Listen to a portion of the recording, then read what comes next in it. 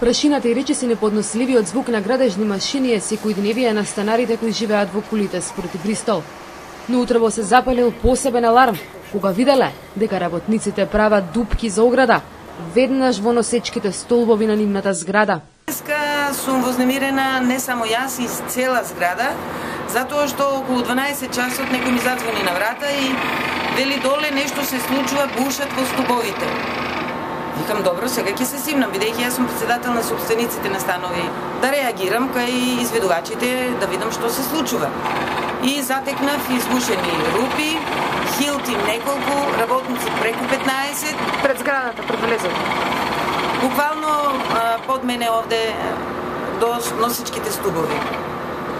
Ги прашав што прават, мораме да поставиме ограда, за да бидете заштитени, да не настрада некој, бидејќи зградата ќе биде до овде.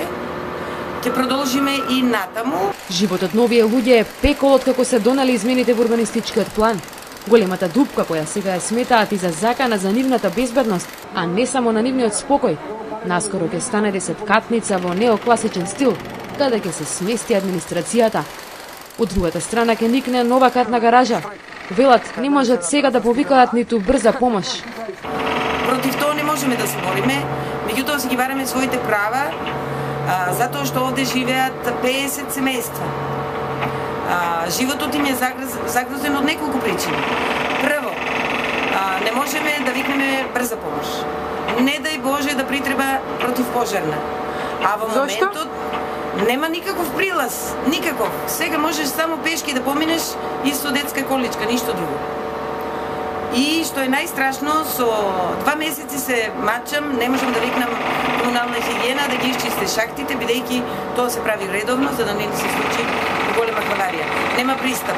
Претседателката на Кукиниот совет вели дека уште кога разбрале дека се подготвуваат измени во урбанистичкиот план, тие собирале потписи и барале од локалната власт да не им се нарушува спокојот.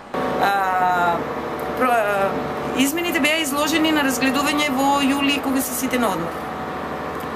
Меѓутоа, има и луѓе што се тука не се на одмор. Се организиравме, погледавме за што се работи, собравме потписи, 4000, можеби и повеќе, не ме држите за збор, потписи, званични, организирани не од нашата кула само, од сите кули, од блоковите, од Автомакедонија, од целата местна заедница Роберт Гајдич.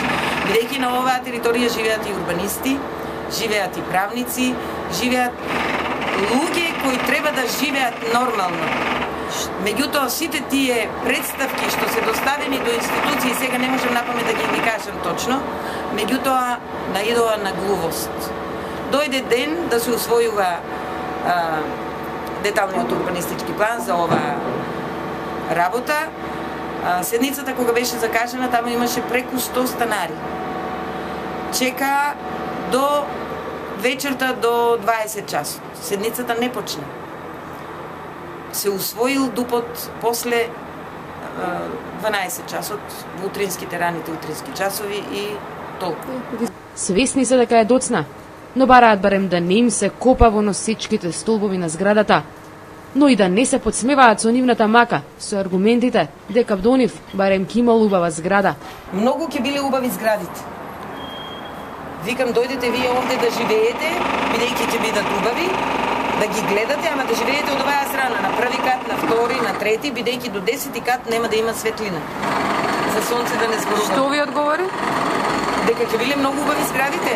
Ние не сме се разбирали од убавина. Дрвцата ги гледаме 40 години, од 74-та ги одгледуваме и ги негуваме сами. Децата овде ни порасна и се измажија, изженија. Каде да бегаме?